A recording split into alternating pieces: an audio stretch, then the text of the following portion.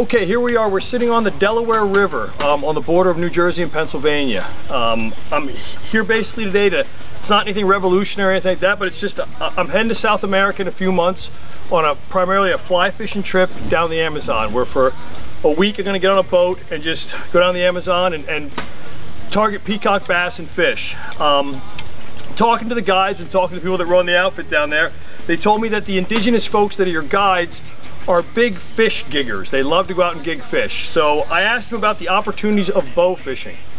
And he really didn't know much, but he said if I brought a bow, I'd probably get into a lot of fun, because like I said, the local indigenous folks really like going out, especially at night. They like to gig fish, they like to spear fish. So I can't imagine bow fishing on the Amazon would be, you know, something that would be just awesome. So I used to do a lot of bow fishing, but I primarily used bows like the Kingfish or stuff like that, cheap recurves. Always use AMS reels, but mostly I had bows just set up for bow fishing. They weren't bows that I'd like to use on dry land or actually shoot. I didn't want that for this trip to South America. I actually wanted a bow that I'd enjoy using with a reel and without a reel to go down the Amazon. I don't know what kind of shooting opportunities will come my way, but I'd like a bow that I like. So we tried to make a bow more like a all-around jungle type bow. I called John Wirt up at Trad Tech, talked to John about it.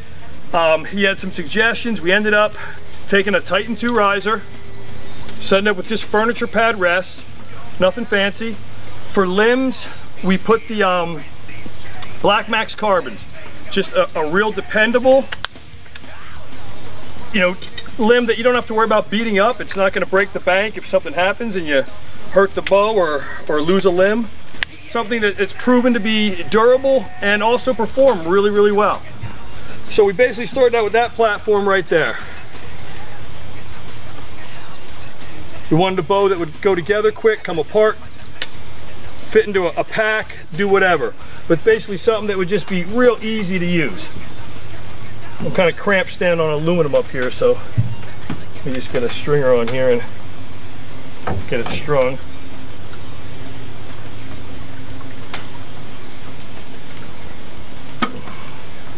My anchors and all my ropes are up here.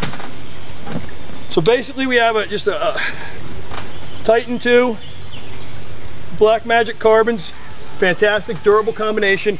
John had just got a prototype tab in from Saunders. It's an all plastic tab, and I'm gonna take a better picture of this and show you. These are not, I don't think they're out in the market yet.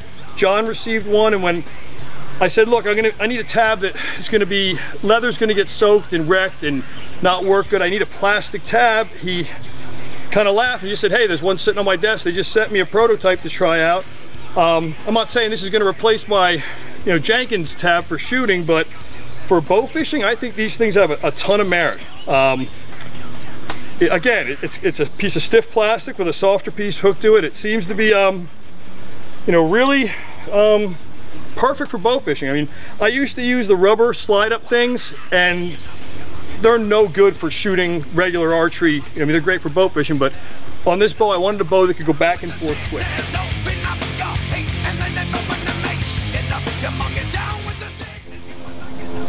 So like I was saying, it's a decent plastic tab that seems to will really do a good job in wet climates, bow fishing especially, or some type of application where leather is just going to get too saturated. So we basically have a bow that set up. It's the same bow that I'd hunt deer with. These are 50-pound limbs.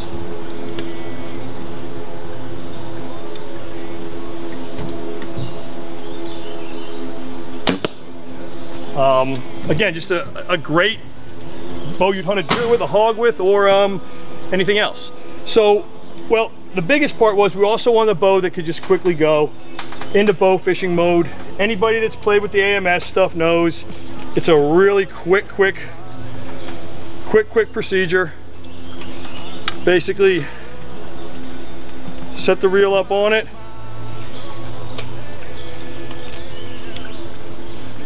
Oops.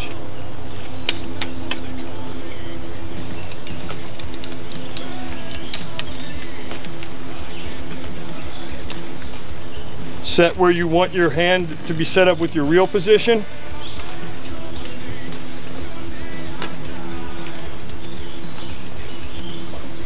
snug it down. I like using the floats. I started using these the first time I ever went alligator bow fishing, and they were a ton of fun. But figure this is about what I'm gonna take to the Amazon. It's got 650-pound gator line on it. I have a bigger float. I don't know if I'm gonna bring that. I know I'm bringing this float. I imagine we're just gonna be shooting what they would consider trash bait.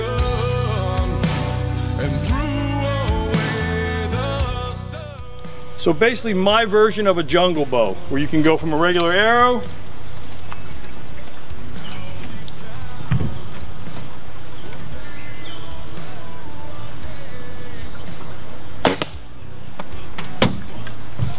to a bow fishing arrow,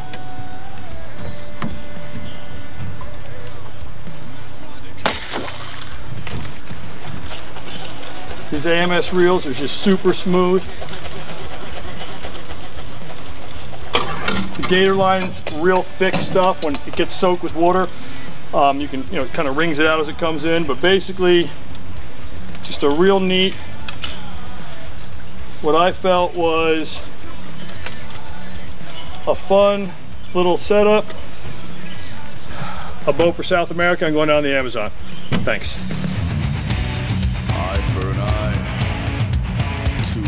As much as a bow freak I am, I'm probably more so a knife freak. I'm a big knife collector and just love using a lot of great cutlery. For this trip, the knife I'm going to take to South America, I believe, is from my dear friend Sam Lurquin, the Belgian bladesmith. I'm taking a model called the Hurak. It's an incredibly interesting design knife. A lot of power in a small knife. Carries in a cross draw leather sheath from Jeremy 8-Ball Leather.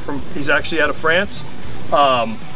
This knife steel it's made of Marigin steel. Marigin steel, there's different pronunciations. That steel is primarily used in the aerospace industry, tanks, bomb casings, shell housings, things like that. It's a very strong steel.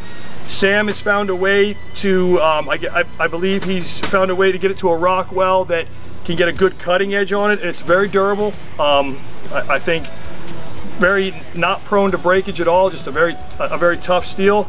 Also, it's supposed to be fairly corrosive resistant in its current state. And a knife for South America, I mean, it's a very good knife to take away, but I also want a knife that I can really count on, and I think this knife will definitely get me through, plus Sam's a good friend of mine. Thanks for looking, everybody, appreciate it.